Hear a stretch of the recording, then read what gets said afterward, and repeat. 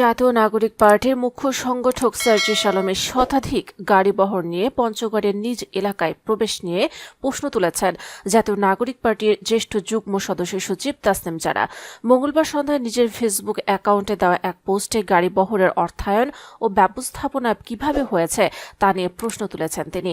যারা আশা করেছেন সার্জিস আলম জনগণের সামনে এর একটি গ্রহণযোগ্য ও পরিষ্কার ব্যাখ্যা তুলে ধরবেন, এতে জনগণের কাছে এনসিপির ভাবমূর্তি আরও শক্তিশালী হবে।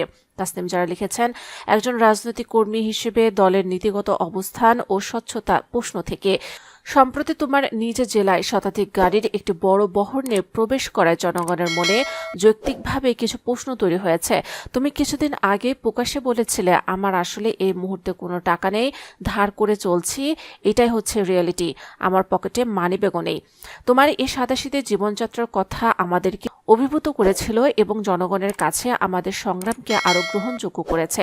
তিনি বলেছেন, কিন্তু সেই প্রেক্ষাপটে এত বড় একটি আয়োজন কিভাবে সম্ভব হলো, এর অর্থায়ন ও ব্যবস্থাপনা কিভাবে হয়েছে তা নিয়ে মানুষের মনে প্রশ্ন আসাটা স্বাভাবিক। আমাদের দল স্বচ্ছতা, সততা এবং জবাবদিহিতার ভিত্তিতে একটি নতুন রাজনৈতিক সংস্কৃতি গড়ে তোলার যে প্রতিশ্রুতি দিয়েছে, সেই জায়গা থেকে এসব প্রশ্নের স্পষ্ট ও নির্ভরযোগ্য উত্তর দেওয়া আমাদের সবারই দায়িত্ব।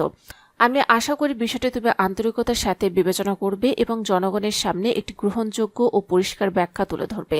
এতে জনগণের কাছে দলের ভাবমূর্তি আরও শক্তিশালী হবে বলেই আমার বিশ্বাস। গতকাল সোমবার জাতীয় নাগরিক পার্টির মুখ্য সংগঠক সার্জিস আলম ঢাকা থেকে উড়োজাহাজে সৈয়দপুরে যান। সেখান থেকে তিনি সড়ক পথে পঞ্চগড়ের দেবীগঞ্জ যান।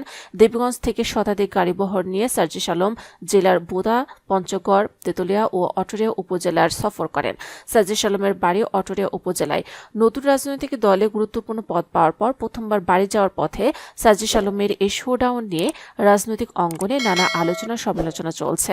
বিএনপির মহাসচিব মির্জা ফখরুল ইসলাম আলমগীরও বিষয়টি নিয়ে আজ প্রশ্ন তুলেছেন।